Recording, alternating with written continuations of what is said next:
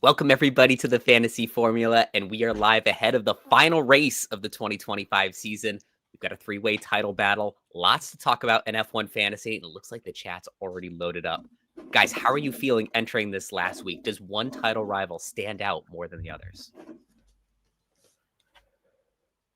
I'll go then, Zach.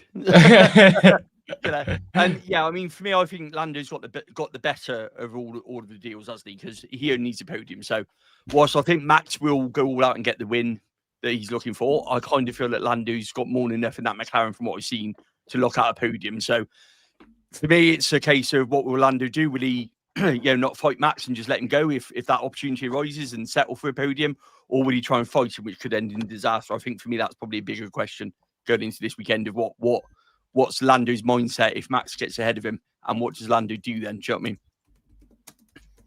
Zach, what about you? Does anybody stand out to start the hour?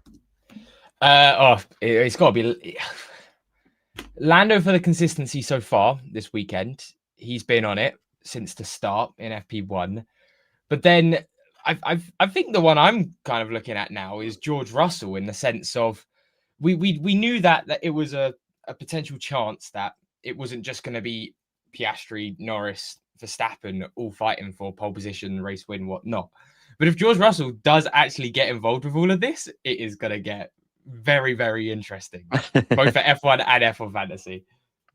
Right. The topic all week has been, if you have Max and Oscar and George all ahead of Lando, would you call the team orders in to have Oscar and Lando switch positions to give Lando the title?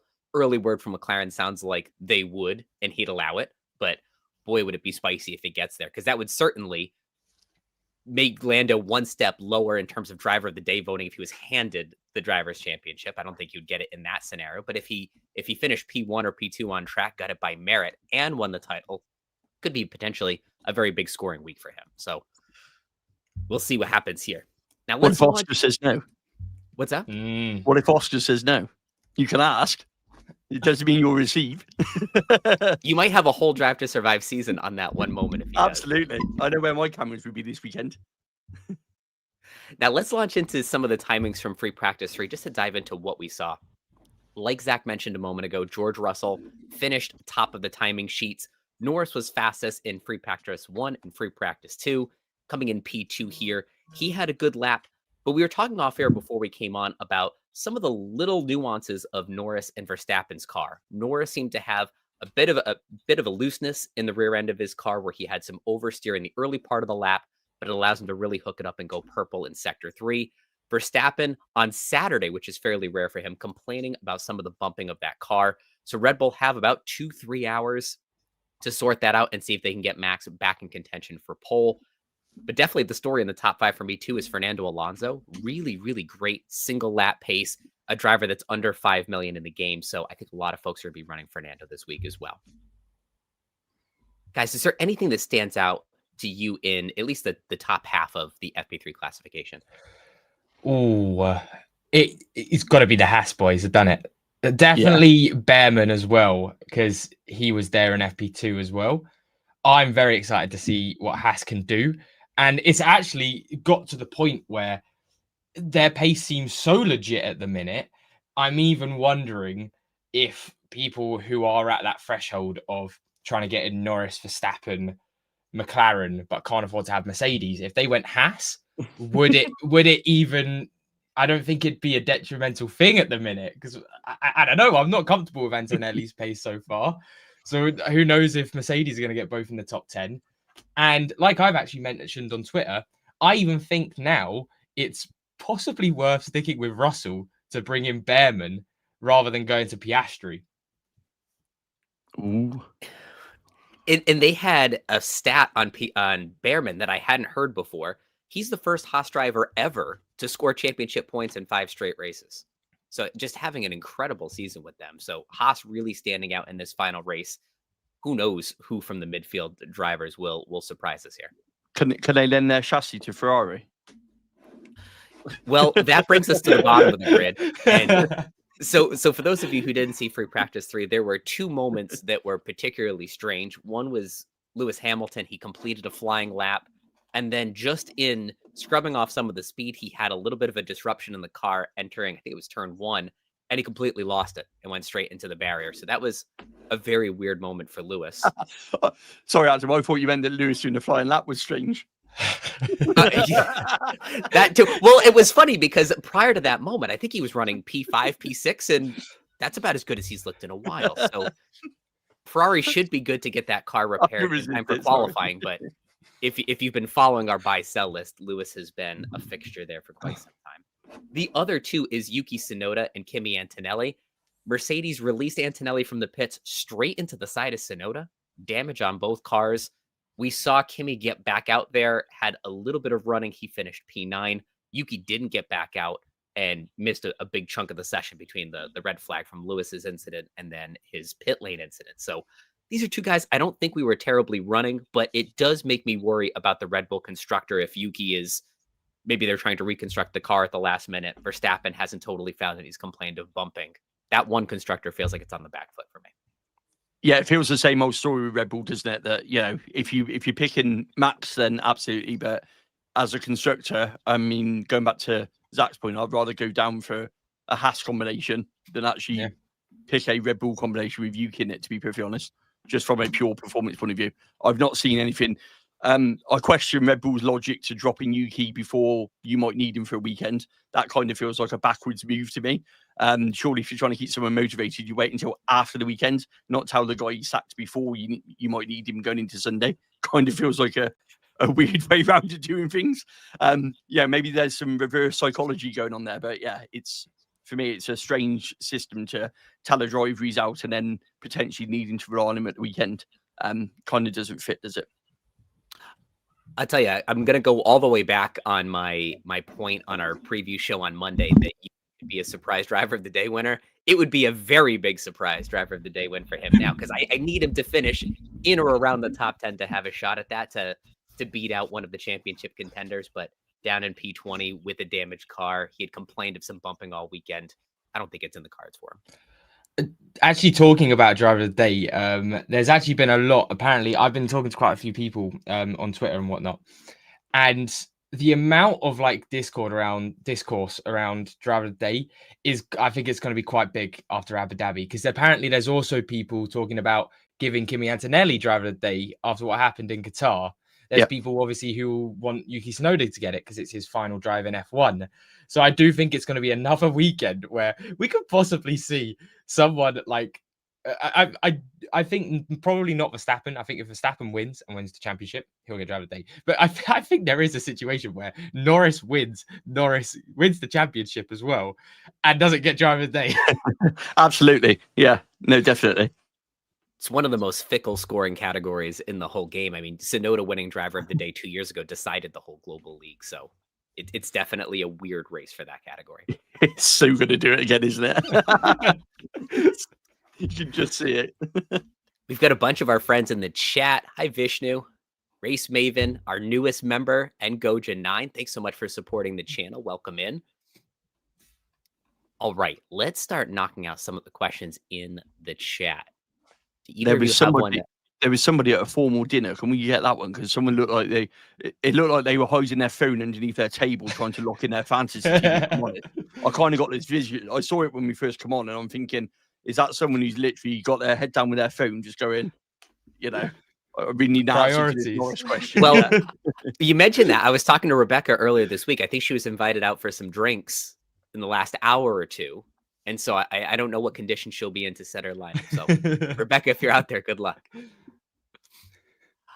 All right. Sick Putt 777 in the Global League from top 12,000 pre-Vegas. My goodness. What a good stretch you've had.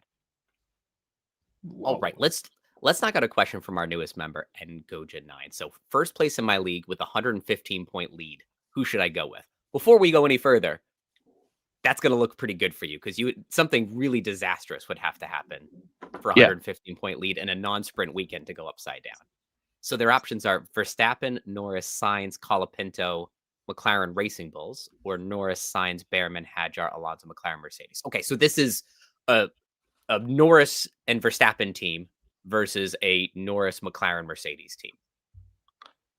I would, without giving too much about my lineup away, I would lean towards Norris Verstappen. to be honest. I know we keep saying about Mercedes and it'd be cooler temperatures and all of those points are going to come into play. And I think George can be a disruptor, as we said, but I'm still not convinced on the long run pace of the Mercedes over the McLarens and Max, to be honest, in terms of, what they've shown and what they can do. So I would still place the two McLarens. I mean, Piastri's got a bit of a weird skew, isn't he? He missed FP1, didn't really get into it into FP2. Kind of feels like an FP3. He's running some setups and still tweaking with it. There's a lot of talk about they're not sharing data. I don't know how true that is in terms of, whether or not Norris's side is giving the feedback and vice versa.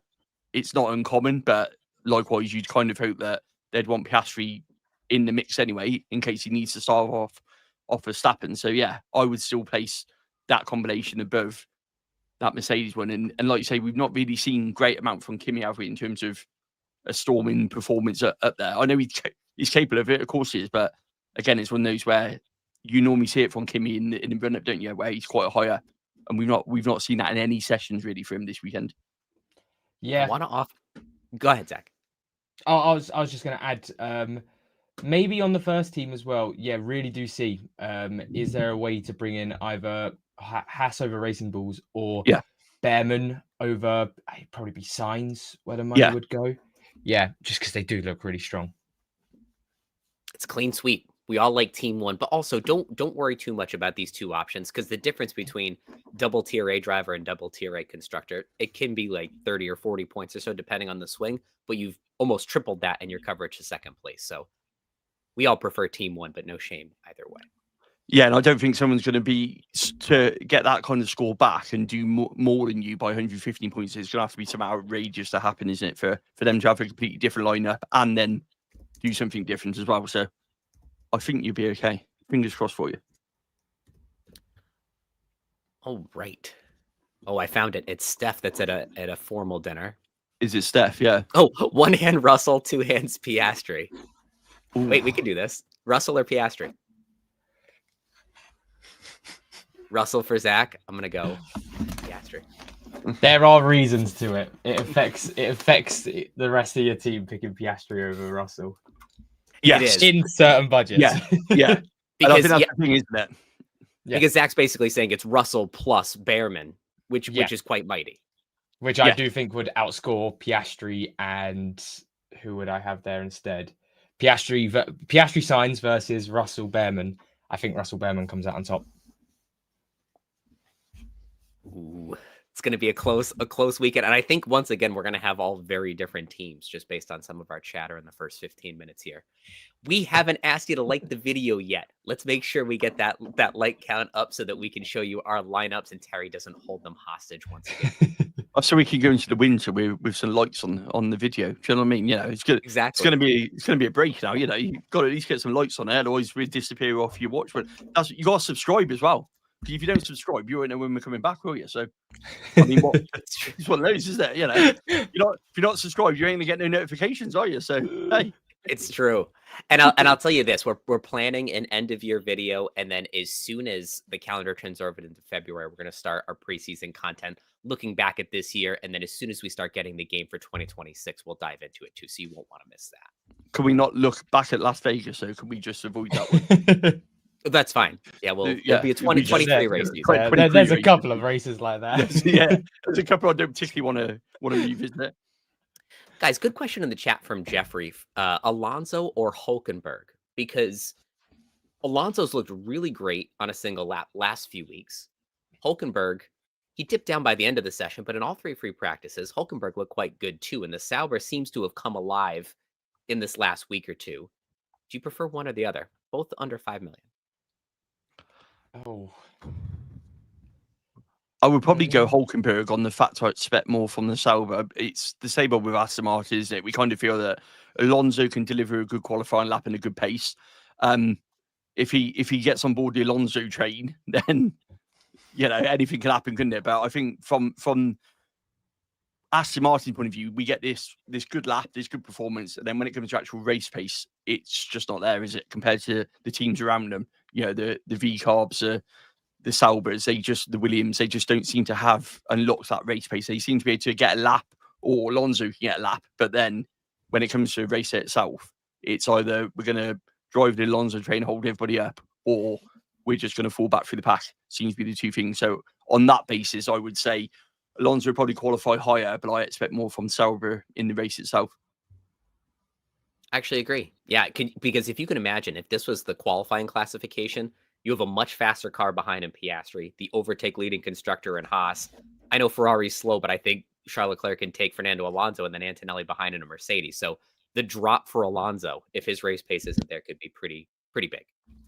Yeah, I think especially something to remember as well. It's quite a bit easier to overtake in Abu Dhabi compared to Qatar. So I don't think Alonso would be able to do what we saw last weekend. Right. And just to fix something I said at the top of the question, Alonso under 5 million, Hülkenberg right at 5 million. Similar question, Hadjar or Sainz? I think about muchness, really. I don't think there's lots to choose between them. This isn't the track that favours Williams. I'm going to pop over here to the. What's the better line say? Yeah, because I think there's identical. I think it's a coin toss between them. I'd expect the V carbs to get more points than Williams this weekend. Looking at it, but then Williams have thrown a couple of curveballs in every so often. But again, that Williams pace just didn't seem to have been there that much. Was it Albon in the top 10 in free practice 3, if I remember rightly? But again, there's nothing spectacular in there, is there? They're all in or amongst it. I'm gonna also say Hadjar, and that's more also to do with a lot of people have signs. A lot of people have signs. So I think it's one of those assets where, especially with how they look right now, it's quite a comfortable, easy one to go, well, I can just go the differential and hope for the best. Because I don't think he's going to do anything crazy. Yeah. It's a clean sweep. I like Hadjar too. Although you can see here, it is a coin toss, so nothing wrong with either. But I think Isaac and the V-Carb do have a bit of an advantage. Here's something interesting as well from the first poll of the live stream. So I asked everyone who their 2 times driver will be. And the top person, I'm actually surprised. I didn't think it'd be that way. 150 votes, 56% of people are 2 times in Verstappen. Yeah, really. 40% to Norris, and then 3% to Piastri and 1% to other, which I assume is someone like a Russell. But I'm surprised. I thought Verstappen would be the differential option right now. But I think this goes back to what I said, because if you're Lando, I think you let Max go at the beginning. Yeah. Yeah, if Max gets the jump on you, say Max gets pole today, for example, and then coming into the race tomorrow, and Lando is P2, P3, which you'd expect that top 3 to be in amongst it, maybe George being disruptive, but you kind of expect both Lando and Max to be in that 1, 2, 3. If Max is the lead car going into turn 1, Lando can afford to let him go, then cover him off. He doesn't need to do that, whereas Max has got to win to keep his chance alive. So I think that's the mentality behind it is, and Max doesn't race for 3rd place. He never has done. Whereas I think Lando would actually be more comfortable doing that than what Max would do. Max would just go all out anyway, because that's his style. Whereas Lando can play that game of sitting back, seeing how the race develops. McLaren can use the tactics they need to by only needing a podium. But then that also creates that, what we saw last week in Qatar, that ability to get it wrong because you're indecisive then, rather than being decisive. You know, Red Bull will be bang on it going, we're going for the win, that's it. Whereas McLaren will be juggling 2 teams, team orders potentially, favouritism, where they all are, doing all those things. That's a recipe for disaster. Nobody likes that in Formula 1. As a strategist, as a team, it's not what you want. You want to be able to be decisive and make clear decisions at the drop of a hat. And it caught them out last week. And then what they did last week, he's going to catch them out again this week, because then you're second guessing what you did last week on the basis of we messed it up so much. So all of that in together means it could be a recipe for disaster. Definitely going to be a long weekend for the McLaren strategists after last week and some of that second guessing. So many questions about team orders. What do you do based on where the different positions of your 2 drivers are? I agree with Mike. Full push, full risk for the last Absolutely. week. You've got to go especially for depending on where you are in your respective leagues, or if you're chasing a global league rank. This is where you've got to make some big changes if you want to make that push. Or just having some fun. We're just having Yeah. some fun. I mean, I picked mine on the basis of, you know what, I'm just going to go who I think's going to do well. Didn't look at the league, didn't look at it. Took a -10 and went, you know what, let's grab a bit of fun with this lineup. You know, so I'm excited to see what this lineup is now. It seems like the last few weeks I've been setting super comfortable. Terry's been setting super wild, and Zach has been just right in the middle. So we'll see how this week shakes out. Absolutely. All right, let's knock out some more questions in the chat. Aston Martin or Sauber for a B tier constructor? So Sauber. that would tell me it's a low cost situation where you can't afford Haas to begin with. You're 10 million or less or so. Yeah, I would say Sauber on the two drivers. You know, we go back to Aston Martin got the Red Bull problem, haven't they, with Lance in there? So Agreed. I'd say go with Sauber because they got 2 drivers in the fight. I was actually just looking at overtakes and safety car percentage, actually. So you got 40% safety car and only 44 overtakes last year, which gives you an idea of what we look at. So 40% doesn't feel particularly high for a safety car. It's not really a big DNF track. It's normally just one person that goes off will bring out a safety car, doesn't it? Like we saw with Lewis in there. I'm trying to think of how overtakes would happen here. You could have a massive offset with the tire strategy and hope it's so overbearing that you get those overtakes that way. But I didn't see much in the Pirelli tire strategies that would suggest that someone would be really storming through the grid.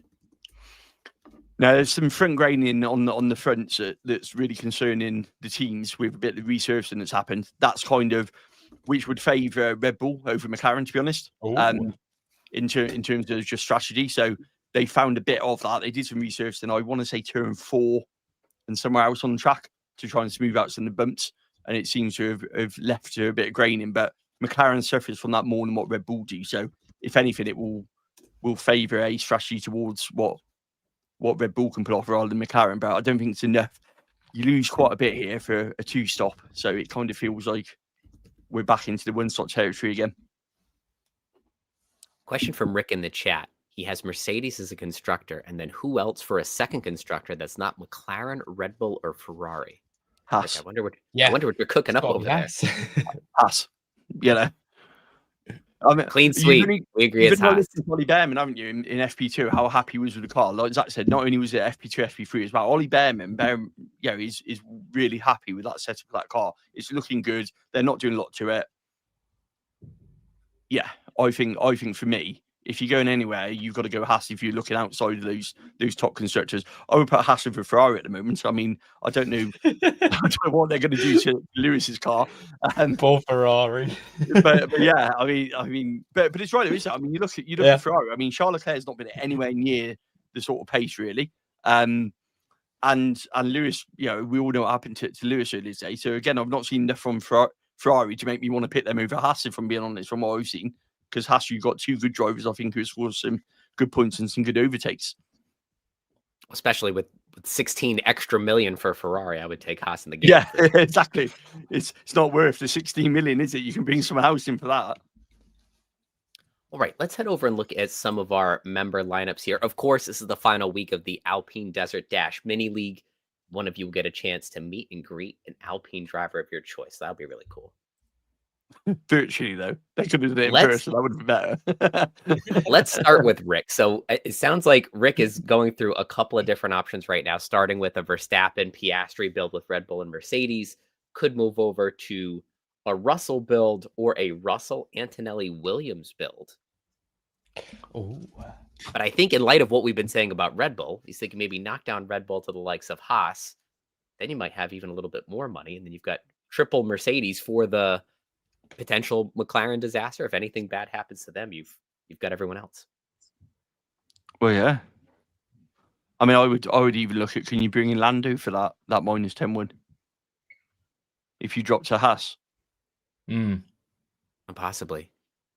I mean, it works for my team. Yeah, because I don't think Kimi's a necessary one on the -10. Because that's what I was thinking even before the Lando stuff. I was just thinking I would probably actually prefer Behrman over Antonelli this weekend. Absolutely. Absolutely. That's where I'm going. I like that last team because unless you're protecting a really big lead, you're probably going to need to be chasing and throwing a bunch out there. And that last team is covering off for all kinds of crazy scenarios. Definitely. Let's get crazy, Rick. -10. Chuck Lando in there and give it a Check whirl. to make sure there's no other lineups here. Oh, there's Rebecca. Let's see if Rebecca's still at drinks or if she's quietly joining us on the stream here. So she's top 2,000 in the global league, trying to preserve it as much as possible. So it looks like she's aiming for something safer. McLaren Mercedes is the constructor all the way across, and then it's just a matter of which driver pairing, probably moving Gasly to Hadjar, safe B tier driver. So then Lando versus Max, what do you do? I mean, this is a debate, isn't it? Yeah, it's good. It goes back to you feel that one of them is going to take everything, don't you? If I'm honest, you kind of feel like between those two, one is going to take this race by the scruff of the neck and win. The big question is which one's going to do it, and that is a coin toss. Because I feel either driver can. I feel that Lando won't want to set up a period and he won't want to win that way or have a situation where Austria has to let him pass or anything like that. I think Lando will want to just go out, get pole this afternoon, settle into a rhythm tomorrow, get the win, box it all off as a race winner. I think Max will just naturally want to do the same. So you kind of feel like between those two, one of them's gonna do exactly that, don't you? Flip a coin. My first thought here is if you're trying to protect the lead, if Lando delivers, it'll be great and your whole team will feel it. If anything happens to Lando, Max benefits. And so you sort of cover it off with this middle team. If Lando does great, the constructor gets it. If Lando has any sort of struggles, Max and Oscar benefit, and you've got that. So to me, this one's a little bit safer if you're trying to protect a rank. It feels just spread anymore, doesn't it? In the second one, it feels like you're kind of going. Actually, I'm catering for every scenario with the second team, whereas the first and the third team feels like you're going all in on McLaren, doesn't it?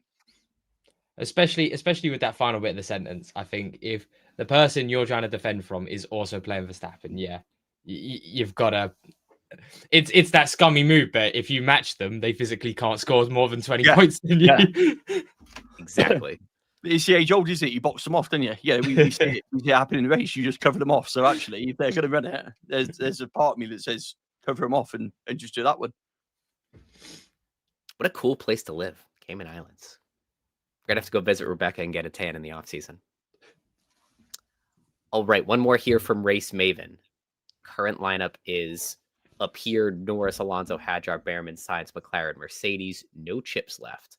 So then it's, do you run 2 premium drivers and then knock down Mercedes into the likes of the backmarker constructors, or keep it tucked in with 1 A-tier driver, McLaren and Mercedes? I definitely think team 1 out of those, and I do think it's better to knock down that B-tier constructor. No one in the B-tier constructors, bar McLaren, have shown that they are a comfortable both drivers in the top 10. And any race that we've seen that happen, actually, if I get up the stats just to make sure I'm correct on this, I'm pretty sure most races where we get stuff like this happening, we always get 1 B-tier drive constructor that covers off like a Mercedes or a Ferrari, whoever we were running at the time. And I think it's going to be one of those weekends. Maybe not with Sauber. I'm a little bit worried, but they do look okay. It would be nicer if it was a Haas. It would be. It really would be. Yeah. I like team 1 too. I will never advocate for Alpine as a constructor. So it's basically either on team 1 or team 3. Oh, you might do next year then. Oh. Ooh, you think Flavio's got something cooking? I think that Mercedes engine might have something cooking. Oh, if I'm honest. I'm here for it. We're going to see Alpine valued at 5 million, and they're going to be the best team. But it's like Toto said when he was talking about Mercedes engine, they talked to him about, will they have the strongest engine? He said, but if we do, there'd be 2 or 3 other teams who will as well. So, and he's absolutely spot on with that comment. So, second B team, I would definitely put Haas. I just saw Boucher Designs put that one in. If we're going out of the teams for that, I would definitely go as Haas as my second tier team from what we're seeing, because FP1 showed us that Ocon can get up there with Behrman as well. Fellas, we're at the bottom of the hour, 61 likes right now. If we can get another 14 to get to 75 likes, we can start flashing our lineups because I've locked mine in. So if you can hear me, smash that like button and we'll start showing our teams too. Absolutely. Where do I press like?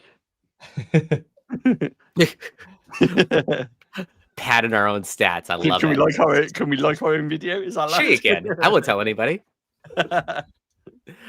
Daniel wants to know Hulk or Alonso. You might see it in a minute. Yes is my answer. All of our teams are going to be so different. This is perfect. Absolutely. Let's get some high drama going. To be fair, yeah. Oh, that's a shame. That is a shame. Is there any way to fit a Haas asset in there? Like a Bearman? Or... Yeah, even an Ocon I would take over someone like a Hadjar.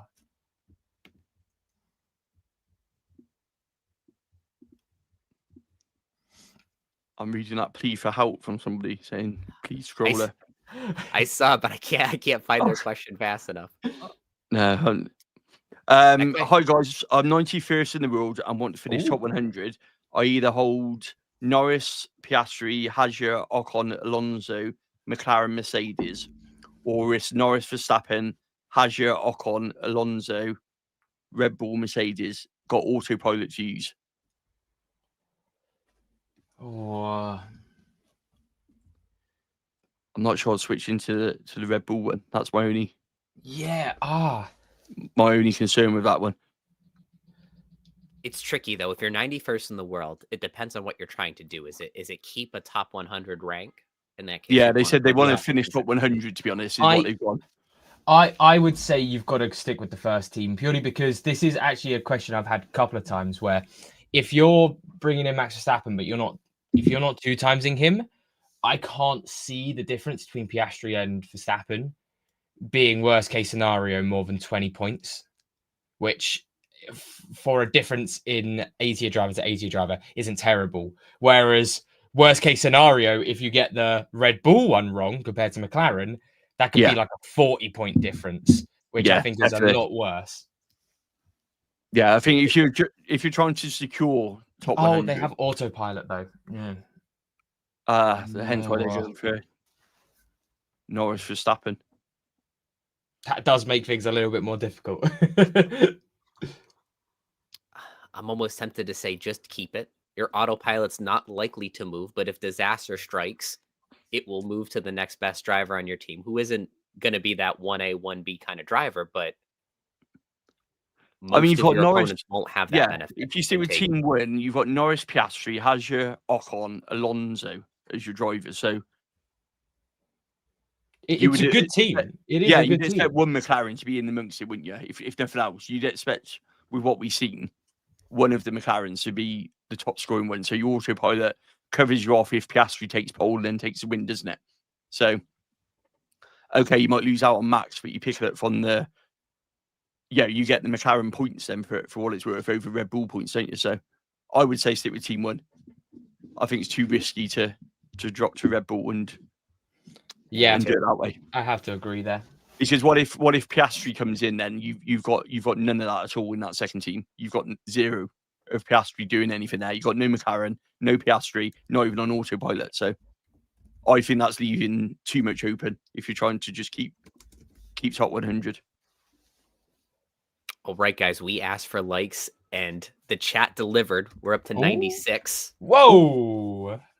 So let me take you right to my team. The first of the weird teams sticking with Triple McLaren. Oh dear. That's so Adam. That's such an Adam thing to do, isn't it? Such an Adam thing to do. So on brand. The fastest driver in FP1, FP2, faster than Max in FP3. Lando has the potential to sneak all of these points out here. He went from pole to victory, leading every lap last season, so he can do it. He's got the most fastest laps on the season, and if he does it all this weekend, driver of the day could happen for him too. So I'm hoping a huge weekend for Norris. Sticking with Piastri because I don't have the money to get into Verstappen. Didn't want to use the transfers to get into Russell, and then I'm taking with maybe -10s to move around the rest of the guys. Hulkenberg in for Colapinto, and I'm free from Alpine. first time I've had an Alpine free team in almost 3 months. So happy days. Do you want to go mine? Oh, I'm excited to see this one. I'm almost nervous to see this. Oh my goodness, he's gone Haas. Hold on, I'm blowing this up to show deep. Yes. This is differential masterclass. This is Terry, talk me through this, Terry. What are we looking at? I didn't bother with the sims. No offense to fancy tools. I didn't run it past them. And they do some great stuff. But for me, I just want to do something a bit different. I think Haas's pace is really good.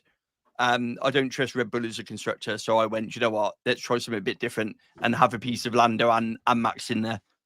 And then I just brought Ollie Behrman in for a -10 because I thought, why not? Because I think I had one of the Alpine drivers. So I was like, you know what? I'll take Behrman for a -10 for what I've got. I'm not really paying for any position. So I'm in that unique position where I could just go, Joe what? And you can see I still left 3 million on the table, which was really annoying. Trying to figure out where I could spend that 3 million, but there wasn't anywhere obvious that sprung to mind. So there you have it. Boom. I like this team. I really like this team. And we've been talking about it for the last 35 minutes. Haas have clearly pulled away from the rest of the B tier constructors. They enable enough budget for you to go with 2 tier A drivers. And when you think about like some of the things that Terry's trying to do with his team, he's not chasing someone that's just ahead of him. He can really do a full send and potentially make a huge gain this weekend if all this clicks for Haas. Absolutely. Right. Zach, do you want to build any do you still have it? Oh, mine is up. And I can say I've given quite a few spoilers to what my team looks like, but I honestly, before the live stream, and I always do this to be fair, I always ask the chat and polls to see what the differential is going to be. And that's why I was surprised, because I thought I was playing it safe going to Norris 2 times until everyone was going Verstappen 2 times. But definitely a differential play on the Russell. But again, it's not really because I want Russell. It's just more because I wanted Behrman. I really do think Behrman's in with a shot of having a brilliant weekend right now. We'll see where this team goes. But basically, it relies on Norris just keeping it safe, get that fastest lap, don't care about driver's day, whatever. Behrman can try to do that for me. And sadly, still Colapinto, but we have to have something a little bit bad in there. I like it. Zach and I are on Team Lando. Actually, all 3 of us have Lando, so we're hoping for big things from him. I just think Max will, like I said earlier, I think Lando might settle for that podium. That's why my 2x went on to Max out the 2.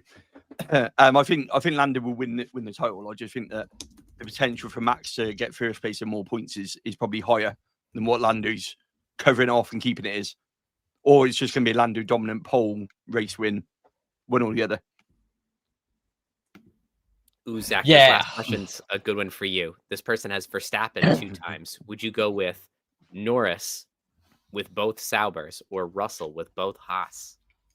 Different. I think it's different when it's Norris versus Russell. I think I'd go with the Norris with both Sauber options, just because Norris has looked more on it. It was a lot easier of a decision when it was Piastri, because Piastri hasn't shown as much yet. So I'm more comfortable to be able to take that risk there. Yeah, I don't think I would be comfortable enough pushing them down to get rid of Norris, because there is a real big chance for him to score some big points this weekend. Right, so there you have it. 3 very different teams that somehow all have Lando Norris on. So we're looking to end the year with a bang. Question in the chat: do you think Yuki will get overtakes?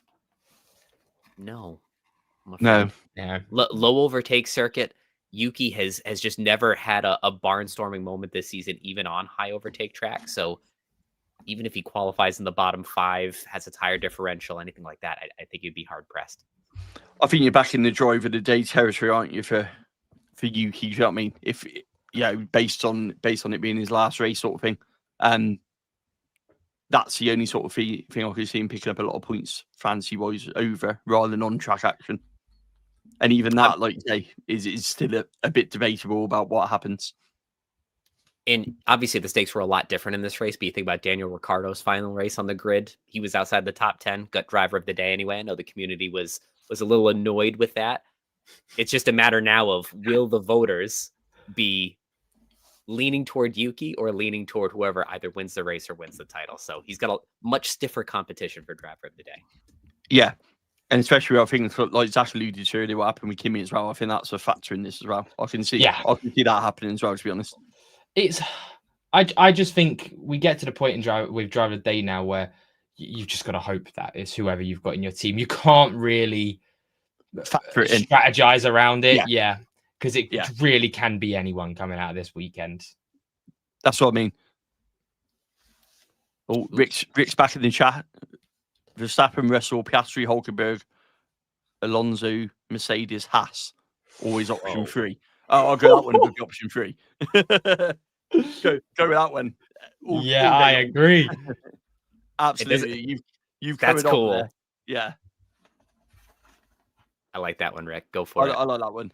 I think you've got Russell if he happens to be the disruptor in there. You got Piastri if something happens. Yeah. Would it be worth it to take a -10 for Verstappen, Norris, Alonso, Colapinto, Hulkenberg, Bortoletto, McLaren, Mercedes? So I think this is probably someone wiggling around their B tier drivers to afford Verstappen, Norris to maintain McLaren, Mercedes. I did on that basis because I thought it was worth it. So it'd be wrong of me to sit here and say no when I did the exact same thing. I'm okay with it. Yes. I can't really sit here and go, don't think that's a good idea when that's exactly what I did. So I'm going to advocate it anyway.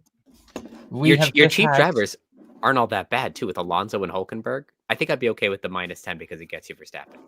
Sorry, Zach, go ahead. I was just going to say, I can say we've just had a super chat from Race Maven. Thanks to Adam, Zach, Terry, and the whole fan up team hosting these lives. Went from clueless to sitting 3rd out of 19. Thanks to your tips and laughs. Can't wait for 2026. Oh, thank you. What a nice appreciate message. Yeah. I appreciate all that. To be honest, if no one's here, ultimately, all of you coming into the chat makes it all worthwhile as well. So, yeah, it's definitely something which doesn't work without all of you here tuning in each week. That's for sure. So. And then Race Maven with a dessert super post. Happy holidays and see you in February. # risk it for the chocolate biscuit. But seriously, I agree. I totally agree with what Terry said. Thank you all so much for sticking with us all season.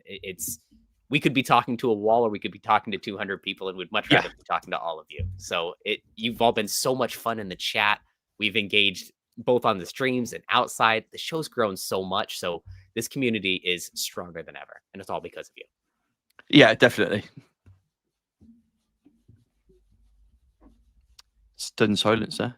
I'm trying to figure out what question to attack next. Trying to figure out what Rick's doing with his team again. Come on, man. Just laugh, mate. Just lock it in, mate, and enjoy it. So Darcy in the chat says, do I take a -10 to get Franco out for Lawson, Bortoletto, or Alonso? I'm gonna stay true to my word on this one. I promise myself never again am I gonna take a -10 to move a B tier driver out, and I'm sticking with it. I would hold on to Colapinto. Hope that he just keeps it in P19, P20, survives the 1 or 2 DNFs that'll inevitably come, gains you 2 or 3 points. Ooh, avocado toast. I've never tried avocado toast. Stop it on my shopping list. Oh, it's delightful. You should try it. Is it? Mm-hmm. Do you know, I'm ironically not surprised that you've tried it. We're going to unpack what that means when we go off air, Terry. All right. Norris and Lawson or Piastri and Behrman. Zach, how much do you love Ollie Behrman? Do you love him that much? A lot, but not that much. That'd still be Lando and Hulk. All right. Lando and Hulk or Piastri and Behrman? Still Lando, I think. Yeah. We're testing my limits, but I'm sticking with Lando. Would Norris, Piastri, Russell, Gasly, Colapinto, Mercedes, Haas be viable? So just, what is that? All of your tier A's are drivers plus Mercedes? I think yes, in the sense of you're losing McLaren, aren't you, to bring in Russell effectively, aren't you? Because you go Mercedes, Haas. So I'm guessing you're swapping out McLaren to bring in Russell, so you can run a Norris Piastri team on that one. Ooh, this is tricky. I think it depends on what you're trying to do. If you're like Rebecca, you're a few points away from second in your country's league. You're trying to hold on to your top 2,000 rank. I probably wouldn't go for something this audacious, but if it's the last week and you just want to try something to get wild and see if you can get some rank with it, I'm all for it. Yeah, and I think that's it, isn't it? I think it purely comes down to that, isn't it? If you want to do something different to everybody else, then drop and take that one. If you do want to just play safe, you've got to put that McLaren in there, haven't you? Seeing a lot of lovely messages in the chat. Thanks to all of you. It's our pleasure to bring you this each and every race weekend. It is, yeah, it is.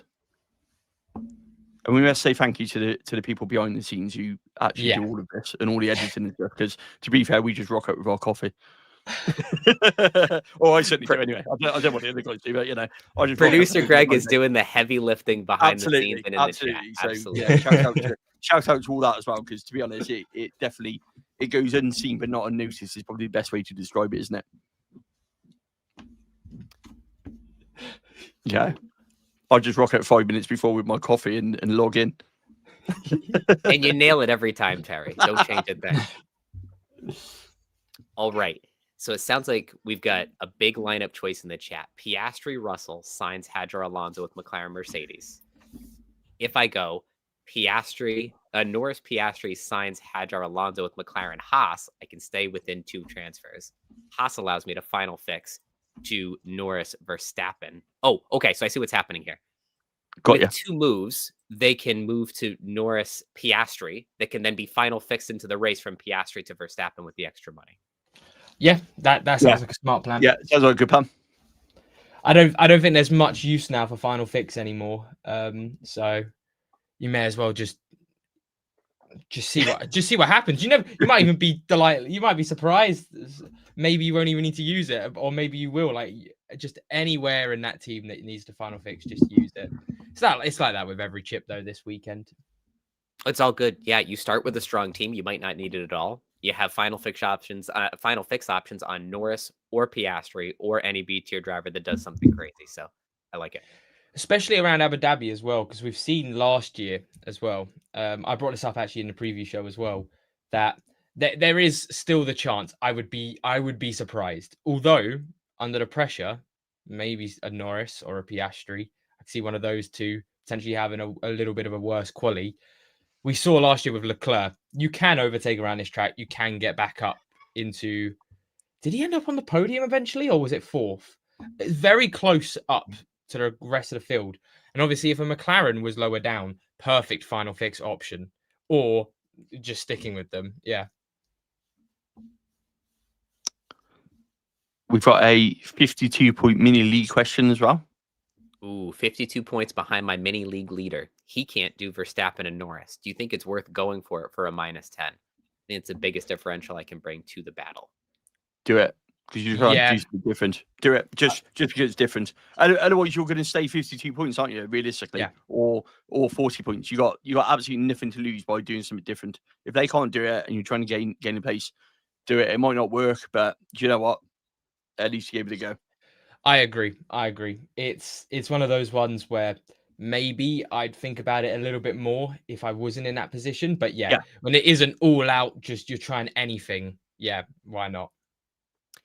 I'm going to be the typical American and quote Ricky Bobby, if you ain't first, you're last in these mini leagues. So if you're second and you're 52 points behind, what difference does it make if you bomb it and you finish P4 or P5? And that's it, isn't it? You know, ultimately, if you're 52 points and that side of things, you might as well just Hail Mary it and go, Joe, what?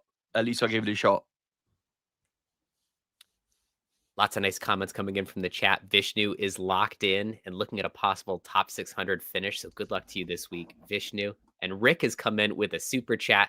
Can't wait for the 2026 regs and the Venturi cars, or without the Venturi tunnels. And the DRS as well. New DRS, new Sauber. Yes, rest in peace, DRS. We've got the mum on the grids, which will be interesting. That's it. All right. And 10 minutes left. If you have any final questions, be sure to get them in. Or if you just want to banter, want to see who we think is going to win the title, want to wish us happy holidays, talk about your favorite holiday, we're here for 10 minutes. Is Die Hard a Christmas film? Yep. Yes. Sure is. Worth dropping signs for Behrman. Absolutely. Yes.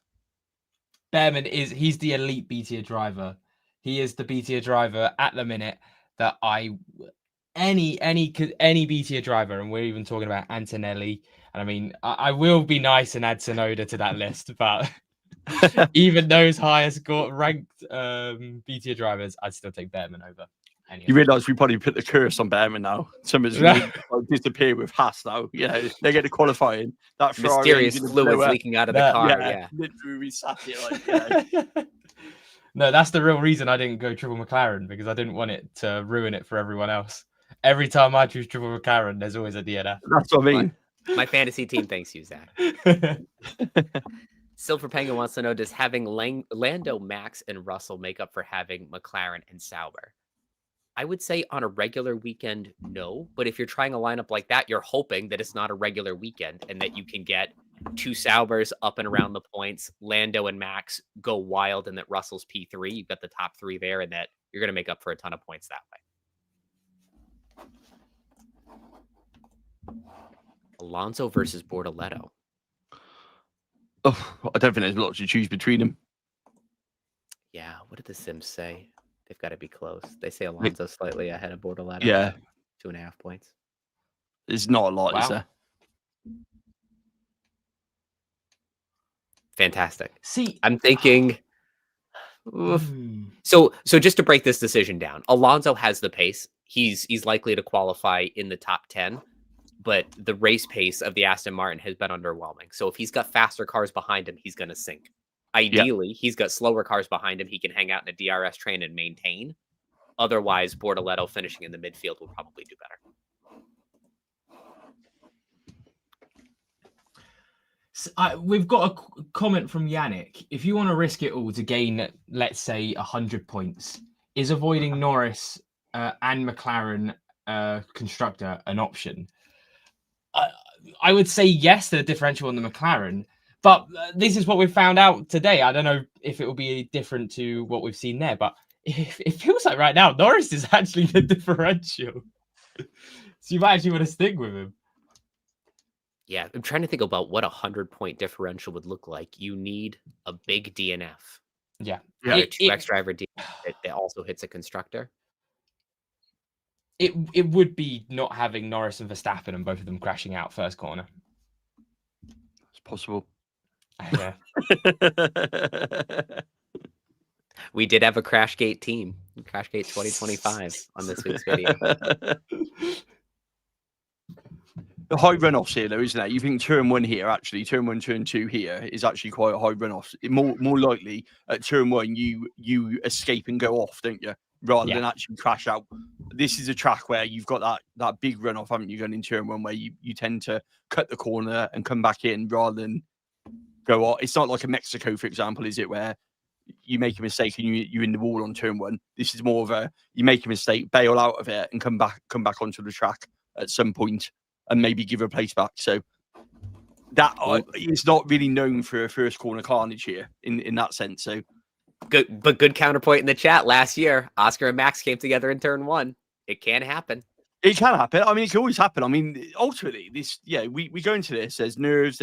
We've got drivers who have been in this situation. We've got drivers who are new to this situation in obviously the McLaren guys. We've got this thing where that Max won't back down because he never does. Let's be honest about it. So will he stand his ground knowing that he's got nothing to lose? Chances are absolutely. And then if you're a McLaren, do you push it or bail knowing that it can wreck your race? And as I said earlier, indecisiveness is the worst thing in motorsport, especially Formula 1. Having the split-second decision to make and think about it is what will cost you, because in that split second, you could guarantee you'll do something or someone else will do something that changes the goalpost on that one. So for me, it's anything sort of pay for anything can happen.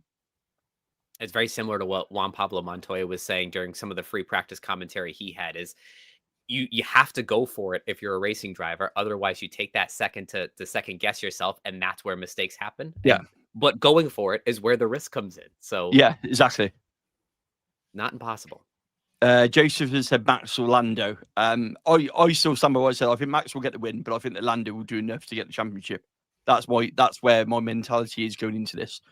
I think that Max will go all out and go for the win, and that's where I'm placing my money on for a race result. But I think that Lando will do enough to get the championship and come away with that point of view. And then for F1 Fantasy, it really comes down to where you think Lando will finish. I put him as my 2X driver because I think he'll be P2 enough to not only win the title, but potentially get driver of the day. He's got the pace to potentially get fastest lap, and that will get him there.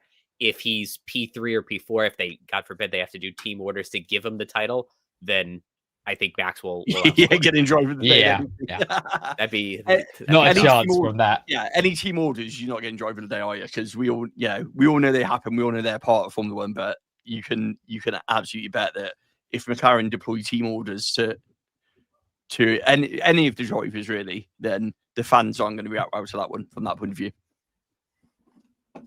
Actually, here's the thing though, because obviously we go with Verstappen going full push. What happens if Verstappen isn't I think he will be in the top 3, but if he's not in the top 3 in qualifying, he's going to have a big job to do. Yeah, but then he picks on overtakes, doesn't he? Yeah, he's going to be diving it down at every single person. Max has got a new power unit floating about. He's going to be a madman if he doesn't start in the top 3. Yeah, I mean that power unit's floated about. We're not quite sure which one went into the car in Qatar, but you'd think that last time they're going to use these power units as well. Just turn them up. Don't worry about it. Off you go. So yeah. -10 to get Norris in over Piastri, I would. Yeah.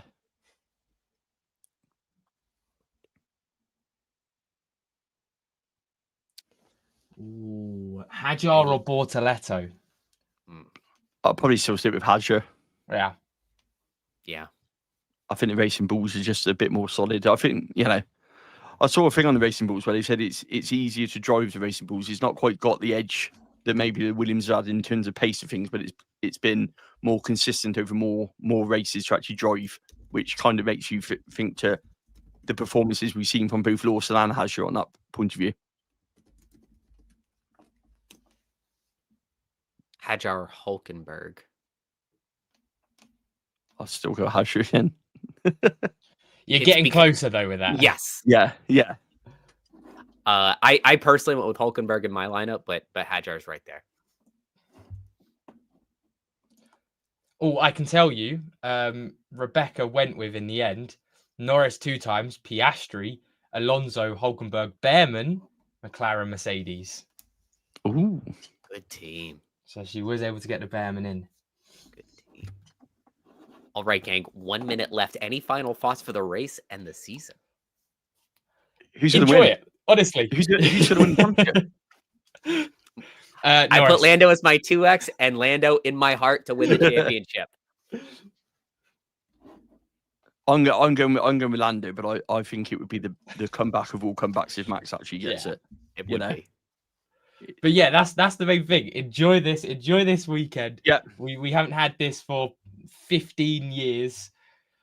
We don't get this often. That is multiple drivers still in it till the last race. So even if your F1 Fantasy gets a DNF, turn it off. Didn't happen. Go 2026. Absolutely. I still feel there's a twist to come still. It kind of feels like there's something going to happen again. So with that, we're going to end. This is the end of our final live stream of the season. Keep an eye out because we're going to have some postseason content. And of course, once the calendar turns over to 2026, we're going to start getting you ready for F1 Fantasy next year as well. Thank you all so much for watching today. Every race, for tuning in all of these weeks. We couldn't do this without you, so thank you. Thank you all. Enjoy. Thank you, everyone.